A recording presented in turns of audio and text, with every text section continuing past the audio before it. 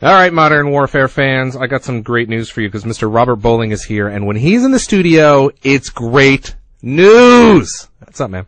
Nothing much. I mean, I'm excited. We're about to release the second DLC pack for Modern Warfare 2 already. That's. I don't even know what to say because it feels like you just released the other one, the first one. We did, but we want to keep them coming in hot. Right. Keep things going. Now, the first one, which was, by all accounts, a hit. Yeah, I mean, the numbers were insane. I mean, it was one of the top-selling Xbox Live DLCs. Right. Now, what are we going to see in the second pack?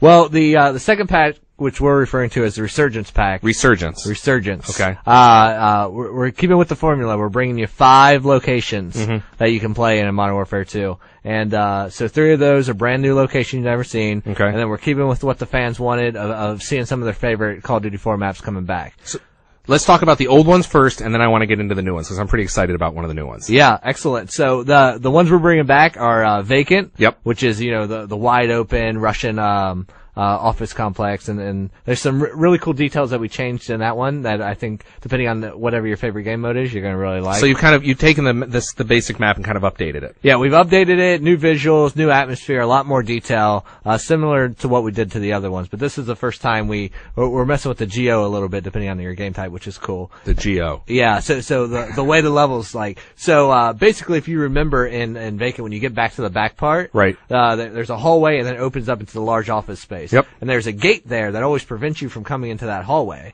Well, depending on your game type now, we're going to take that gate away so that now you have extra flanking routes. The gates are open. Yeah. The gate can be open. It can be. Okay. And that's really cool because it's cool to see how such a small detail can change your entire strategy on a map. Right. And then the second one is Strike. Strike is, one of the urban, towns where, you have the big monument in the center, and then you have the hotels around and the flower shop. And right. It was one of my favorite, Call of Duty 4 maps. Right. It's really good for objective game types. Right. So yeah, that's the fan favorite ones we're bringing back. And then what else you got? So the new one. Yeah.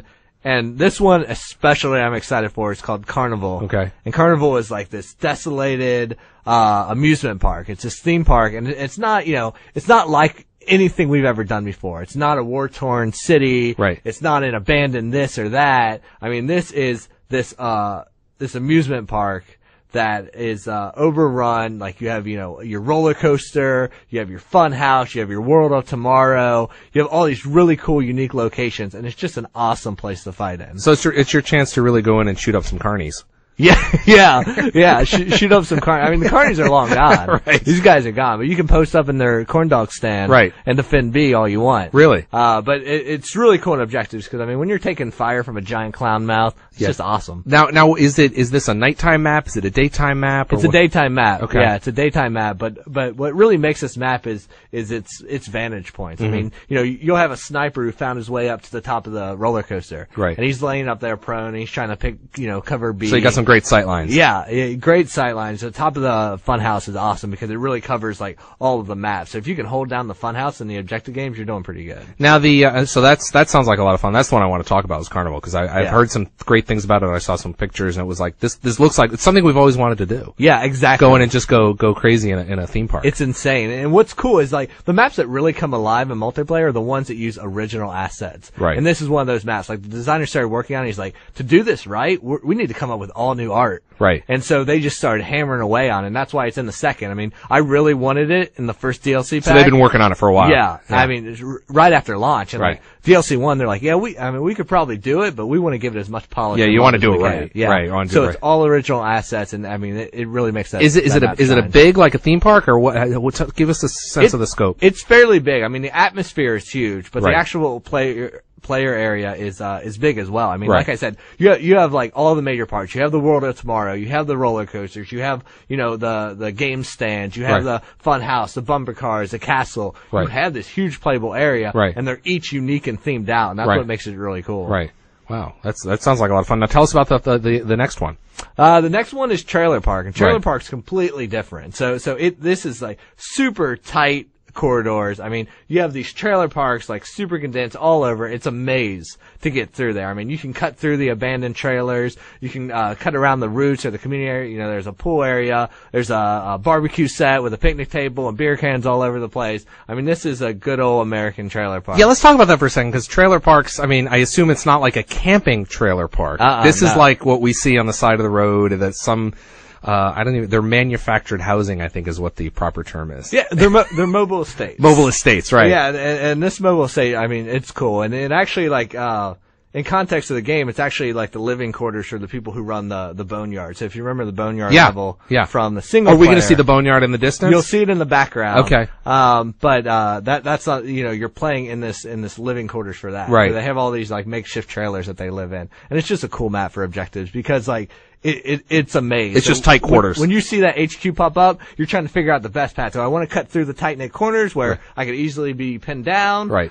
You know, so obvious choke points. Right. Which just make it, you know, a thrill to play. So 5 maps. Now you've just, you've got them out on the Xbox 360. They just released on PlayStation. What kind of feedback are you getting from the first map pack? I mean, now that everyone's got them in their hands. Yeah, the feedback's been awesome. I mean, I think the formula we went with of the 3 new maps and the 2 classics, a lot of people have really responded to. Well, they were worried about it at the beginning. They were. Yeah. And the thing is, but like, you guys delivered. Yeah, you know, people want new locations. Right. And we're all about that. Like, we want to hit you with brand new, fresh stuff. But, early on, when we first started talking about DLC, you know, we went to the community and we're talking to them, we're seeing what they're saying and what they wanted. And there was a huge demand for some of their favorite Call of Duty 4 maps. Right. And that's what we wanted to make sure we delivered. We wanted that variety of all new locations, but also let you experience your favorites in an all new way. And, you know, showing from the numbers and how many people are playing the new map pack, that formula seems to be working. And how? Now, let's also look at, so, assuming, you know, when this map pack comes out, that will add 5 more onto the 5. How many total maps are there going to be after this map pack gets released? Oh God, I don't know. What is the number? Yeah, it's pretty big. It's high 20s. Yeah, it is high 20s, isn't it? I mean, I think the most we've ever had on another game, I think, is 21 or 22. Yeah. So I think you guys may have the most maps of any multiplayer game easily. We like options. Yeah, you. Yeah. So how much are they? The map pack is gonna be coming out at 1,200 Microsoft points. Okay, 1,200 Microsoft points. So sticking with the formula we said before. Yeah. Yeah. It's good. Yeah, it's good. I mean, but, you know, we still need to talk about the 5th map pack. Yeah, let's go on with that. Let's go ahead. Yeah, so the 5th map in the Resurgence pack is, Fuel. And Fuel is completely unique from the other ones in the map pack because this is another sniper haven. Okay. So we always like to, you know, gear at least one map towards a certain game type. You know, Trailer Park's all about the tight corridors. It's your run and gun type of guy. It's your HQ player. And Fuel is different. You know, it's wide open space. I mean, and I used to always talk about Overgrown being one of our biggest maps. Right. Fuel is really competing for that title. Does Fuel have the same up and downs like Overgrown did? It does, because it's basically broken up into 2 sections, you could say. You have, basically what it is, it's an oil refinery. Right. So you have like, you know, the pumps and the outposts and all that, and that's wide open space. Scarce cover, you know, that's where the sniper is going to be posting up. And then you have the big playable area, which is a large warehouse, all the offices, the interconnecting areas like that, and that's where the running gunners and the objectives are going to be. And it really keeps the objectives over there so the snipers can do their things, cover the points, and then the guys who want to run in there, get in the action, can do that on their own. Now, when you're playing these, what class do you go in as? I mean, what are you doing? Me, I can't snipe. Really? I try to snipe, Just not I your can't thing. do it. Okay. So, I'm definitely, you know, I try to always keep mobile, and I try to always keep silent. So I'm typically, rolling with bling, so I can have a scar, and on that scar I have a holographic sight and a suppressor, and then I have, you know, Cold-Blooded and, Ninja Pro. Right. So I'm trying to stay always mobile and always stay silent, try to get behind enemy lines, flank around there, and like clear them out that way when they're actually moving up. So you're going just stealth style. Always. Going deep in behind. So these are 5 maps that are coming out. Have you been surprised at the reception of the first map pack?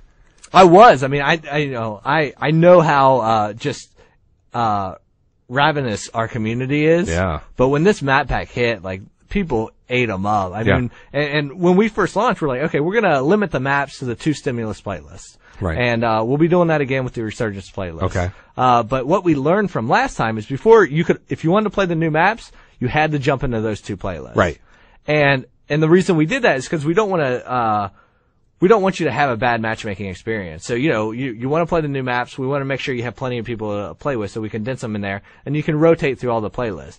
But then we just saw how fast the maps were selling and how much of the community and how many people had them. Exactly. Yeah. So we're like, well, that's no longer a worry. Let's add them to the rest of the playlist. Yeah. So I think this time around, we're going to relook at that. We're like, maybe, if demand's high, we're going to go right out of the gate and have all the maps and all the playlists. Right. But we're definitely still going to have those 2 dedicated playlists with the Resurgence pack when we come out. Yeah, I mean, for the some of the core audience on Xbox Live who, played the first map pack, bought, as you just talked about, you sold a ton of them. And then they kind of stepped away from it and kind of poked their head in the Halo tent and played Halo Reach for a little while. Right. And now that's over, so now they're back at this. So it's like there's so much for them to do. Yeah, and that's what's great. I mean, we love this roller coaster of games. Like, they're 2 very different games, but they're 2 high quality games. The Halo, like I said, the Halo Reach beta just finished, and they're just in beta. But you guys have been shipping for quite some time now, and it's just there's so many options now for if you like first person shooters. Yeah, that's great. So, all right. So Robert, when are these going to be available? The Resurgence pack, which is coming out first on Xbox Live, is going to be available June 3rd. So wait a minute. So if you're on another console, you're going to have to wait a little while to get these. Xbox Live members, you are going to get these first. Yeah, a little bit. Jump on June 3rd and download them. Thank you, my friend. Yeah, thanks.